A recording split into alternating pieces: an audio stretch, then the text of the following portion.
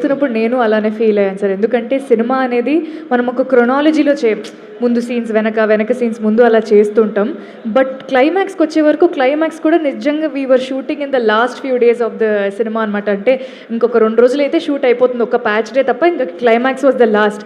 So cinema అయిపోతుందని ఒక heavy feeling, దాంతోపాటు ఇంత హెవీ సీక్వెన్స్ చేయడం అనేది it was really not easy on me. నేను కూడా చాలా ఎమోషనలీ, అంటే ఏదో తెలియని బరువు మోస్తున్న ఫీలింగ్ అయితే నాకు కూడా ఖచ్చితంగా ఉండింది.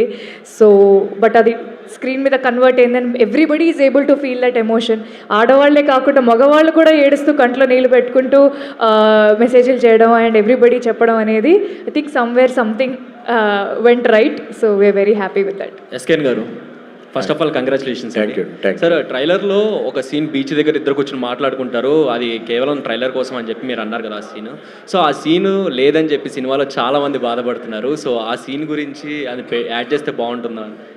ఇది అంటే బేబీ రిలేటెడ్ ఫస్ట్ లవ్ అంటే అమ్మ ప్రేమ, ఆ సీన్ ఉందండి. అది గ్లిమ్స్ లో మీకు డేలో ఉంటుంది, సినిమాలో నైట్ ఎఫెక్ట్ లో ఉంటుంది. స్టార్ట్ డైలాగ్ ఒకటే ఉండదు, బేబీ డైలాగ్ ఒకటే ఉండదు, మిగతా సీన్ అంతా బేబీ అనే డైలాగ్. పర్టికులర్గా దానికి చాలా మంది ఫ్యాన్స్ ఉన్నారు. డైరెక్టర్ ఇన్సెక్యూరిటీ అనుకుంటా. లేదు, అది బేబీ నెక్స్ట్ సినిమా వస్తుందని చెప్పడానికి గ్లిమ్స్లో పెట్టాం. కానీ నివి అనే క్యారెక్టర్ ఇప్పుడు అక్కడ కూర్చొని తన ఫస్ట్ లవ్ గురించి చెప్పకుండా బేబీ సినిమా చూసావని అడిగితే అస్సలు బాగోదు, అందుకని పెట్టలేదు అంతే.